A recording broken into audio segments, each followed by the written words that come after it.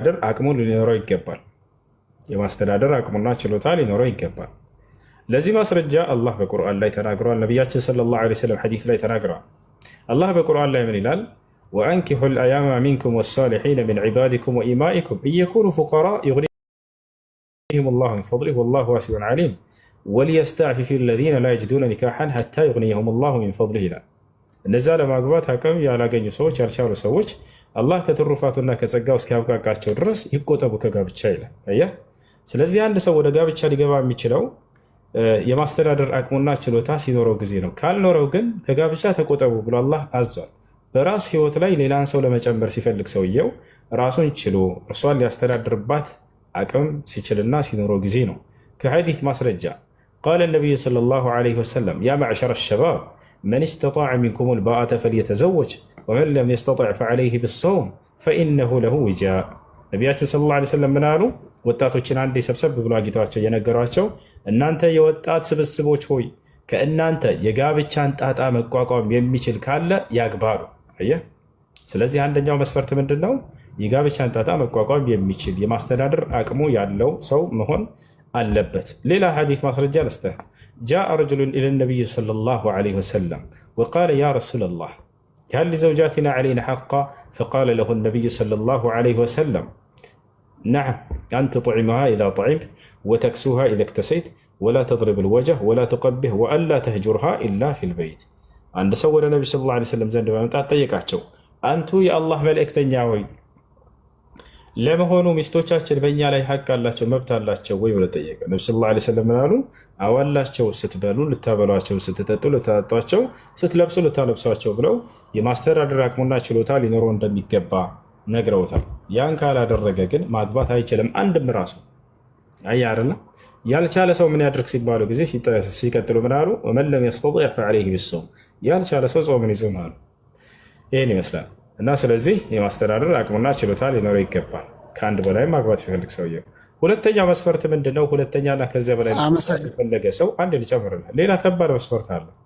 የፈለገ ሰውየው ሀብታም ስለሆነ እንዳው የዓለም ገንዘብ እንዳው በእጁ ቢሆን የማስተዳደር አቅሙ ስለቻለ ብቻ ማግባት ይችላል ወይ? ላ አይችልም። ገንዘብ አይደለም ዋናው ነገር። ዋናው ነገር እርሱ አይደለም። ከዚያ በኋላ ከባድ መስፈርት አለ በኢስላም።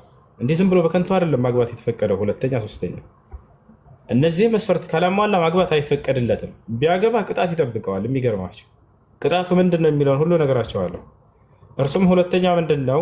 ሁለተኛና ሶስተኛ ከዚያ በላይ ማግባት ይፈልግ እስከ አራት ሰውየው የማስተዳደር አቅሙና ችሎታ መኖሩ ብቻ ሳይሆን ፍትሃዊነት። ይሄ ነው ትልቁ መስፈርት። ምክንያቱም አብዛኛው ሰው ሲያገባ ጊዜ ከመጀመሪያቱ ይልቅ ሁለተኛዋን አዲስ የሚያገባትን ይበልጥ አስበልጦ ሌላ ትኩረት ይሰጣል። ያችኛዋን ወደ መተው ይሄዳል። ይህን የሚያደርግ ከሆነ አይፈቀድለትም፣ ከልክሏል አላህ። ወዲያው ምን አለ? ሁለትም ሶስትም አራትም አግቡ ካለ በኋላ ሱረቱ ኒሳ ላይ ፈኢን ኺፍቱም አላ ተዕዲሉ ፈዋሒደተን አለ። ነገር ግን ፍትሃን አናደርግም ብላችሁ ከፈራችሁ በሚስቶቻችሁ መካከል የዛኔ አንዲት ብቻ አግቡ፣ ከአንድ በላይ እንዳታገቡ ብሏል። ዝሙት ይሆን ማነው ኃጢአት ይሆናል። የዛኔ ከአንድ በላይ ማግባቱ ወንጀል ይሆንበታል በእርሱ ላይ። አየህ አይደለም? ፍትሃዊ መሆን አለበት። የማስተዳደር አቅሙና ችሎታው ሊኖረው ይገባል። በሚስቶቹ መካከል ሊያዳላ አይገባም። በመካከላቸው ፍትህ ሊያደርግ እሱን ነው ያልኩህ። ብዙ ጊዜ ሚዲያ ላይ የምሰማው አመሰግናለሁ። እሱን ነው ያልኩህ። ብዙ ጊዜ ሚዲያ ላይ ሀብት ያላቸው ብቻ ናቸው አራት አምስት ሴት የሚያገቡት ስለሚባል እሱን ነው እኔ ማወቅ የፈለግኩት። በጣም አመሰግናለሁ። ተመልሶልኛል። እንደዚሁ ደግሞ ጥያቄ ካለኝ እያነበብኩ ስለሆነ እመጣለሁ፣ ጠይቃለሁ። አመሰግናለሁ። መርሐባ። አሁን ልጨርስላችሁ። ቅጣቱ ምንድን ነው ታዲያ? ሰውየው የማስተዳደር አቅሙ ሳይኖረው ወይም ደግሞ ፍትሃዊ መሆን ሳይችል ያገባ ሰው በምድር ላይ ሁለትና ከዚያ በላይ ቅጣት አለበት ወይ? አዎ ቅጣት ይጠብቀዋል። ነቢያችን ሰለላሁ ዐለይሂ ወሰለም ሐዲስ ላይ ምን አሉ? መን ካነት ዒንደሁ እምረአታኒ ፊ ዱንያ ፈለም ያዕዲል በይነሁማ ጃአ የውመል ቂያመቲ ወሽቁሁ ሳቂጣ ነው። وفي رواية أخرى قال النبي صلى الله عليه وسلم من كانت عنده امرأتان في الدنيا فمال إلى إحداهما جاء يوم القيامة وشقه مائل. በምድራዊ ህይወቱ ላይ ሲኖር ሁለት ሚስት ኑረውት በመካከላቸው ፍትህን ያላደረገ ባል ነገ የትንሣኤ ቀን አንድ ጎኑ ወድቆ በአንድ ጎኑ ብቻ ይመጣል አሉ። ግማሽ ሰው እንዲህ ተቆርጦ ይመጣል። ምክንያቱም ፍትህን አላደረገም። በሚስቶች መካከል ቅጣት ነው የሚጠብቀው፣ ክልክል ነው። የማስተዳደር አቅሙ ሳይኖረው ሰውየው ለምሳሌ አንድ ሚስቱን ሳውዲ ልክና ከዚያ እዛ ሁለተኛ ተፈቅሯል ላገባለሁኝ ይላል። ሚስትህን ከስደት አውጣ መጀመሪያ። እርሷን በደንብ አድርገህ ማስተዳደር ስትችል ጊዜ ነው ሁለተኛ ማግባት የምትችለው። አላህ ፈቅዷል እኮ እንደዚህ። ለአላህ ሲፈቅድ ጊዜ መስፈርቶችን አስቀምጧል። ሶላትን ስገዱ ሲል ጊዜ ውዱ መስፈርት አድርጓል፣ ጣሃራ መስፈርት አድርጓል። ዝም ብላችሁ ስገዱ ችግር የለውም ይሄ አይባልም አይባልም፣ መስፈርቶች አሉት። ስለዚህ ያንን መስፈርት ካላሟላ ማግባት አይፈቀድለትም። አንድ ሚስቱን ስደት ላይ አድርገው አሁን ደግሞ ቅድም የተናገርከውን እንትን አልከው ማለት ማስተዳደር ካልቻለ የሚለው ቃል ታዲያ ማስተዳደር የሚችለው እኮ ገንዘብ ሲኖረው ነው አይደለ? ማስተዳደር የሚለው ቃል እኮ ታዲያ ቅድም ለምን ገንዘብ ስላለው ብቻ 4 ሚስት ማግባት አይፈቀድለትም ሐራም ነው ስትል ስለሰማሁ ፍትሃዊም መሆን አለበት። ገንዘብ ስላለው ብቻ ማግባት አይፈቀድለትም ያልኩህ እኮ ገንዘብ የሌለውስ ለምሳሌ 4 ሴት ለማግባት ብፈልግ እኔ ገንዘብ የለኝም አትችልም፣ አይቻልም፣ አይፈቀድም። ግልጽ አድርግልኝ። ያኛው ገንዘብ ስላለው ብቻ ማግባት አይችልም አልከኝ። እኔስ ገንዘብ ሳይኖረኝ 4 ሚስት ባገባ አይቻልም አልከኝ። እንዴት ነው ይሄ? አይጋጭም ወይ?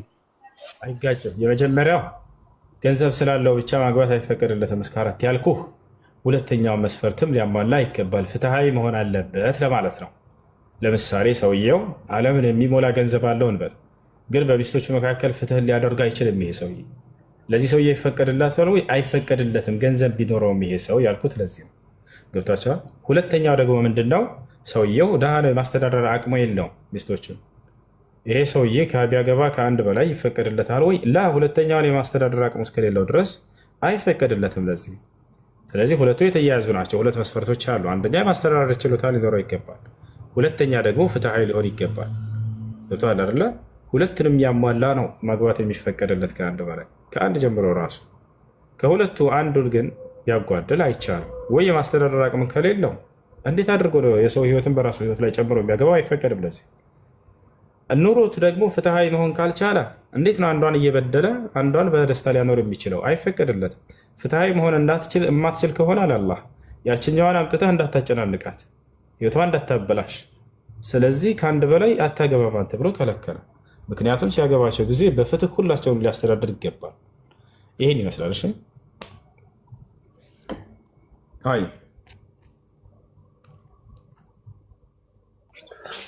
አመሰግናለሁ። አክብረህ ጥያቄን ስለመለስክልኝ አመሰግናለሁ። ጥያቄ ካለኝ እመለሳለሁ ሌላ ጊዜ።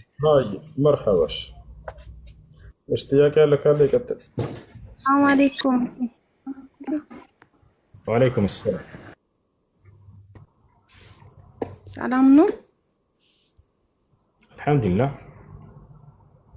ጥያቄ ነበረኝ፣ ስለ መሐር ነው መጠየቅ የምፈልገው።